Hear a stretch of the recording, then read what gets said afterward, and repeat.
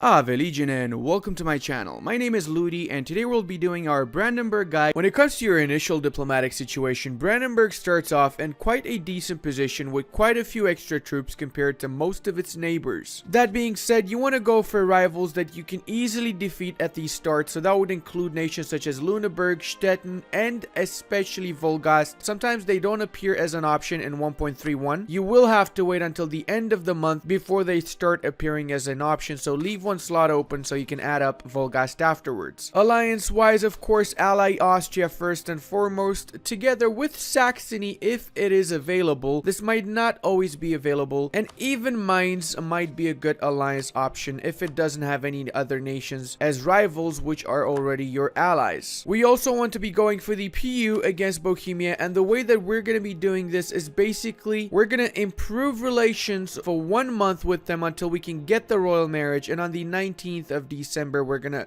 get the royal marriage, which means that they're gonna actually get a leader who is gonna be the same dynasty as ours, von Hohenzollern. Also make sure to focus on your military points, and when it comes to your estate, summon the diet and go for whichever agenda best suits you, followed up by seizure of land. For the clergy, give the religious state for the extra admin power, oversight by the clergy and monopoly on wool, supremacy over the crown and monopoly on livestock for the nobility, and free enterprises with monopoly on textiles for the burghers. Your starting heir is pretty bad, so make him a general just in case he's gonna die without you having to disinherit him. But if he doesn't die within the next 10 years, make sure you disinherit and give out the patronage of the arts right after that. You can also give it at the very start to get a bit of extra prestige for the coming wars, and you can recycle it later on. We're also going to be recruiting the free company so that we can get ready for our starting wars here, and fast forwarding a little bit until we can actually get the PU against Bohemia. Brandenburg's missions revolve around getting claims on pretty much the entirety of the Holy Roman Empire. You first get some claims on Pomerania, followed by the Teutonic lands, all of northwest Germany, and as you can see, you work your way, you get Franconian, Lower Saxon, Westphalian, more Prussian, Silesian, Polish, Clev, Rhinish claims, literally all of the HRE minus the Netherlands regions, and even parts of Poland with claims on Silesia also. You do get some permanent modifiers as well, such as the German Confederation, which gives +5 admin efficiency till the end of the game. A few special events like Professional Army, which gives you extra professionalism. Emden Company, Empowered Junkers, Enlightened Absolutism that gives +20 maximum absolutism, and even the Edict of Potsdam, which is a temporary culture conversion boost that you can make great use of. Once you form Prussia, you're going to get 2 additional missions here that are also going to give you more permanent modifiers. So we just got a royal marriage with Bohemia, which means that once they get their event trigger, there's a chance they're going to get a von Hohenzollern monarch, which also means that we can claim their throne and attack them with the PUCB. Until that time, however, we're going to be attacking one of our neighbors here, Lüneburg, which we have a humiliation CB against, as we want to get some extra PP from the beginning to boost up our overall strength as a nation. The main idea behind this war is honestly just to get a bit of extra strength before we have the big war against the Bohemians. It doesn't necessarily have to be against Lüneburg, just attack any of the rival nations except for Vulgast that you neighbor, which is going to be easy to get your demands enforced. So that can be Magdeburg, Mecklenburg, depends on which one of your neighbors you rivaled and doesn't have strong allies. We're not attacking Vulgast as we want to fully annex them right after we get the Neumark event. And the event triggered in Bohemia, you got to check manually because it's not going to give you a pop out that it just triggered. And once that happens, claim the throne. Before you claim the throne, however, if you're still in a war against your initial humiliation target, make sure you peace out because you want to be ready for the other war. In my situation, I'm not going to wait until I siege down Hamburg. That's going to take a really long time, and I don't have that time, so I just white peace them. And when it comes to Lüneburg, I'm going to go for the show of strength, which is going to give me 100 of each mana points as well as some extra power projection. The mana points is going to come in really handy since I want to get the military tech before the Bohemians get it. In my situation here, Bohemia is allied to Mecklenburg, and because of that, I'm going to station my troops here since Mecklenburg is going to be joining me in this war against me, of course. This is not going to be an easy war. I need to make you understand that this is actually a very hard war. So if you want to go for this war, be very ready for it. Sometimes you can call in Saxony, sometimes even Austria if you're lucky enough, but it doesn't always happen. So you likely will just have to rely on a lot of mercenary troops and well-placed battle. battles. Alright, I'm gonna declare this. Apparently Saxony's joining me. That will be of help, but it's not gonna be of massive help.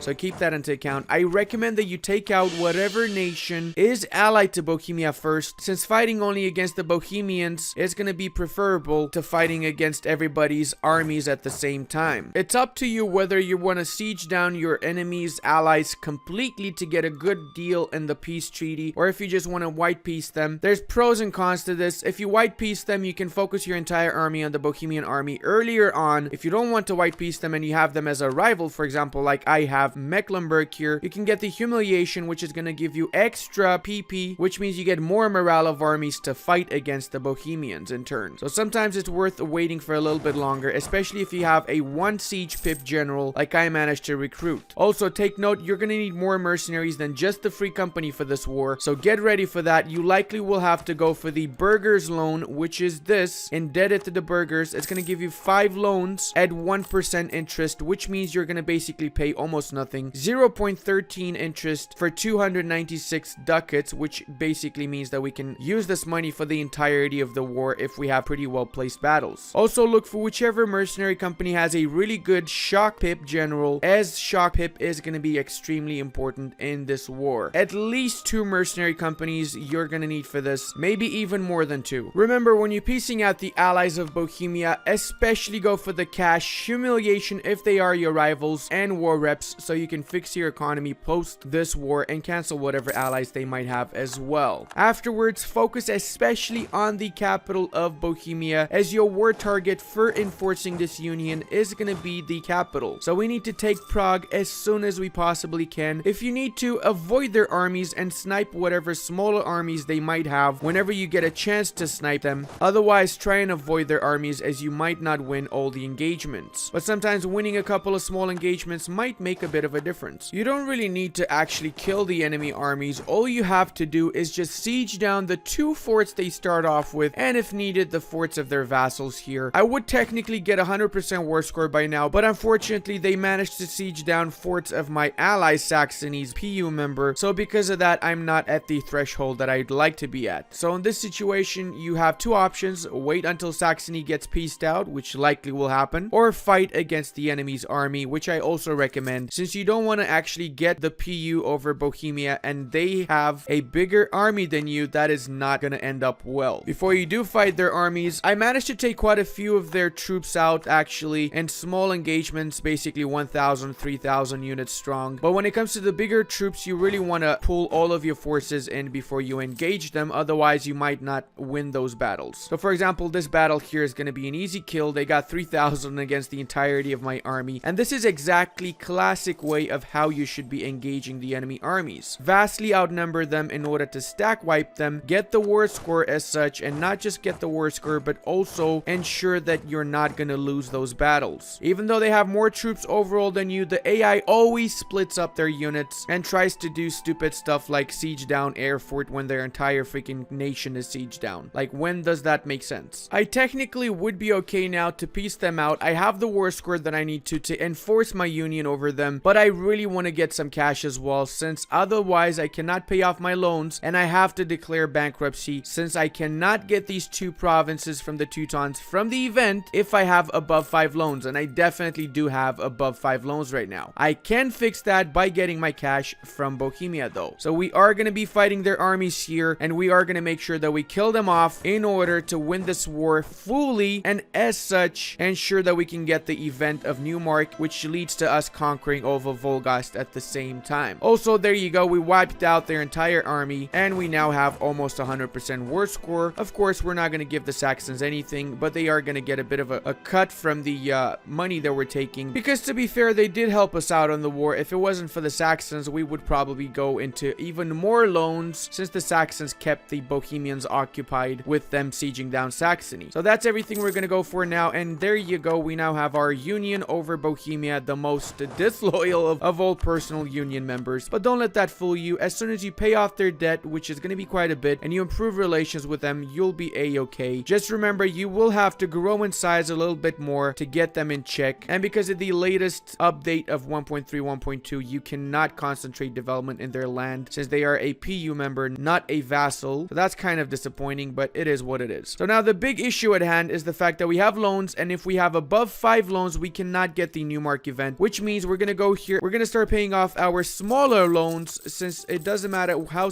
big the loans or how small the loans are. What matters is the amount of loans that we have. So because we have 3 loans, we can still get the new mark event now. We're going to kill off the enemy army here. We got some Hussite zealots that we're going to get rid of, and then we're going to disband the extra mercenaries that we have and wait for our economy to recover a little bit. After you get the fate of Newmark and you manage to buy off the 2 provinces from the Teutons, you're going to get your mission Reclaim Newmark, which is going to give you permanent claims on all of the Pomeranian lands. That means all of Vulgast and all of Stettin. So go ahead and attack Vulgast. You actually want to take care of this nation as soon as possible. I get the chance of attacking Anhalt in my situation. They do have some big allies, so I'm not going to actually co-belligerate them, but I am going to attack, and let's go. We're going to go over here, take care of Vulgast whilst we can. Our personal union member is still ridiculously disloyal, so we're not going to count on them for now, but it doesn't matter because we don't need to count on them. We're going to be a-okay with the troops that we have at our disposal. Make sure you siege down all of the Vulgast lands and their allies. Sometimes Vulgast likes to ally Poland, Burgundy, or some bigger nations. If that happens, then you're going to have to focus on other nations around you, such as Lüneburg, Mecklenburg, or anybody else that is easy to eat up. Do take note, you want to get as big as possible and as strong economically and militarily speaking as possible within the first 5 to 10 years